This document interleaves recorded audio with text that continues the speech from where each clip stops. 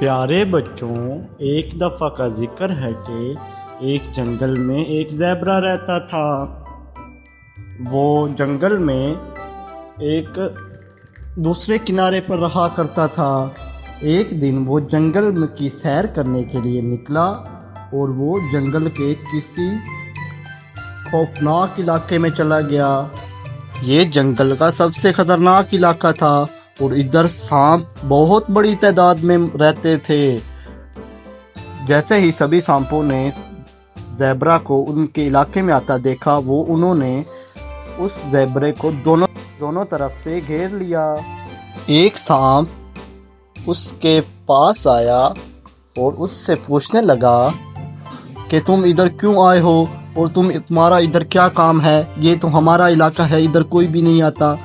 ہم اس کو ڈس لیتے ہیں اور اپنا زہر اس کے اندر اتار دیتے ہیں، تم ادھر کیوں آئے ہو؟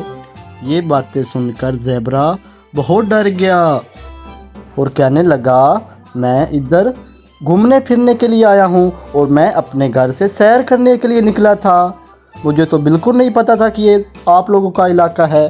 اس پر سانپ نے کہا کہ تم ادھر نہیں آ سکتے، یہ تو ہمارا علاقہ ہے، ادھر ہم کسی کو آنے کی اجازت نہیں دیتے۔ تم اب اپنی جان سے ہاتھ دھو بیٹھو گے، ہم تمہیں ڈس لیں گے سارے۔ ایسے ہی زیبرا اور سانپوں کے درمیان باتیں ہوتی گئیں تو زیبرا نے کہا کہ میں آپ کو نقصان نہیں پہنچاتا، آپ مجھے نقصان نہ پہنچائیں کیونکہ میں غلطی سے آ گیا ہوں۔ جس پر سانپوں نے کہا کہ چلو ٹھیک ہے، ہم تمہیں معاف کر دیتے ہیں کیونکہ معاف کرنا بہت اچھی بات ہے، اور ہم تمہیں اس علاقے سے باہر چھوڑ کر آتے ہیں تاکہ تم خیر خیریت سے اپنے گھر پہنچ جاؤ۔ اس کے بعد زیبرا نے انہی سانپوں کا شکریہ ادا کیا اور وہ اپنے گھر چلا گیا۔